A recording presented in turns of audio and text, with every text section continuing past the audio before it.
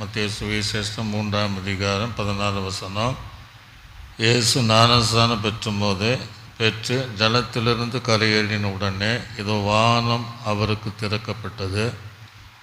தேவ ஆவி புறாவை போல இறங்கி தம்மேல் வருகிறதை கண்டார் என்று சொல்லப்பட்டிருக்கு. இயேசு கிறிஸ்து இது செய்வதற்கு முன்பாக கலிலேயாவில் இருந்தார்.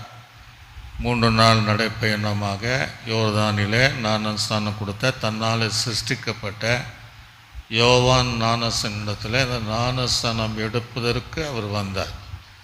இயேசு கிறிஸ்து பரிசுத்தாவியினால் கற்பந்தரிக்கப்பட்டார். இயேசு 5 வித வளர்ச்சியில் ஒன்று அவர் ஆவியிலே பலன் கொண்டார். அதனால் இயேசு கிறிஸ்துவை பிதாவாகிய தேவன் பரிசுத்தாவினால் வல்லமையினால் நிரப்பினார் என்று பல இடங்களிலும் நம்ம சொன்னாலும் இங்கே ஞானஸ்நானம் எடுத்த பின்பு தான் வானம் அவருக்கு திறக்கப்பட்டது. பரிசுத்த ஆவியானவர் புறாவை போல அவர் மேல் இறங்கினார். இதை கேட்கிற தேவப்பிள்ளை உன்னோடு கூட கர்த்தர் ரொம்ப தடவை ஞானஸ்நானத்தை குறித்து பேசியிருக்கிறாரு. நீ நிறைய தடவை எடுக்கணுன்ட்டு உன் காலத்தை தாமதம் பண்ணியிருக்கிற.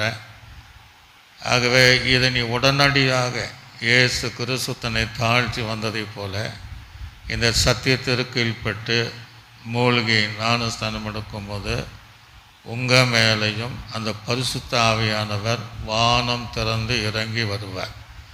இயேசு கிறிஸ்து அவர் ஒரு தெய்வந்தான். அப்போ எப்போ வானம் திறக்கப்பட்டுச்சுன்னா ஞானஸ்நானம் எடுத்து கரை ஏறிட்ட உடனே தான் அவருக்கே வானம் திறக்கப்பட்டது. அப்போ உங்களுக்கும் எனக்கு வானம் திறக்கப்பட வேண்டும் என்றால் இந்த சத்தியத்திற்குள்ளாக கீழ்ப்படியும் போது உங்களுக்காக எனக்காக வானங்கள் திறந்தால் பரிசுத்த ஆவியானுடைய நிறைவை நமக்கு தருகிற தேவன். ஆகவே இந்த சத்தியத்திற்கு இயேசு தன்னை தாழ்த்தி கீழ்ப்படிந்து நீ தடை செய்ய வேண்டாம், இதெல்லாம் பிதாவின் சித்தம் நிறைவேறணும் என்று அந்த ஞானஸ்நான சத்தியத்திற்குள்ளாக வந்ததை நிறைவேற்றினதை போல நமக்கு முன்மாறி இருந்ததை போல நீங்கள் தடை செய்யாமல் வெகு சீக்கிரமாக நீங்கள் போகக்கூடிய சபைகளில் ஞானஸ்நானம் எடுத்தால் உங்களுக்காக வானம் திறக்கப்பட்டு பரிசுத்த ஆவியானவர் புறாவின் ரூபை போல உங்களையும் நிரப்ப வல்லவராய் இருக்கிறார்.